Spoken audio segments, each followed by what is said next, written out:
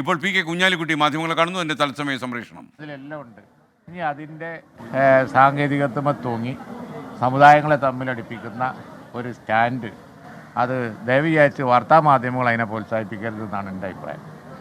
ഈ മന്ത്രിമാരുടെ ഭാഗത്തു നിന്നൊക്കെ അതിൻ്റെ ഇടയ്ക്ക് കഴിഞ്ഞ ദിവസം വന്നത് റഷീദ് അലി ശിഹാബ് തങ്ങൾ ചെയർമാനായിരുന്ന സമയത്താണ് അതിൻ്റെ കടമ്പകൾ ആദ്യ കടമ്പ തുടങ്ങിയത്. ഞാൻ അതാണ് പറഞ്ഞത്. എനിക്ക് നിങ്ങൾ ചോദിക്കുമ്പോൾ മറുപടി പറയാതിരിക്കാൻ പറ്റാത്തത് കൊണ്ട് മാത്രം ഞാൻ അതിന് മറുപടി പറയാണ്. അതിലേക്കൊന്നും വാസ്തവത്തിൽ ഇനി അതിൻ്റെ പഴയ ചരിത്രത്തിലേക്ക് പോയാൽ ഏറ്റവും അധികം ബുദ്ധിമുട്ട് വരിക ഇടതുപക്ഷത്തിനാണ്. കാരണം ഞങ്ങളൊക്കെ ഈ നാട്ടിലോ കമ്മ്യൂണിസ്റ്റ് ആകുമ്പോൾ ഇല്ലാത്തൊരു പ്രശ്നം ഇടതുപക്ഷ ഗവൺമെൻറ്റിൻ്റെ കാലത്ത് 2009 വന്നതാണത്. അത് അച്യുതാനന്ദൻ ഗവൺമെൻറ്റിൻ്റെ ഒരു തീരുമാനപ്രകാരം വന്നതാണ്.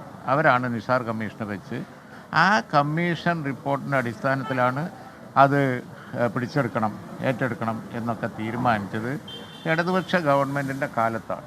ആ തീരുമാനത്തിൻ്റെ അടിസ്ഥാനത്തിലാണ് പിന്നീടുണ്ടായ നടപടികളൊക്കെ. അപ്പോൾ ചെയർമാന്മാരും ബോർഡ് ചെയർമാന്മാരും മാറി മാറി വന്നിട്ടുണ്ടാവും.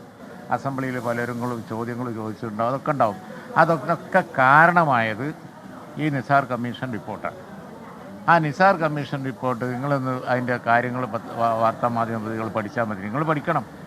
നിസാർ കമ്മീഷൻ ആരാ വെച്ചത്? നിസാർ കമ്മീഷനാണോ ആദ്യമായിട്ട് ഇത് ഭൂമി പിടിച്ചെടുക്കണം എന്ന് പറഞ്ഞത്, വീണ്ടെടുക്കണമെന്ന് പറഞ്ഞത്?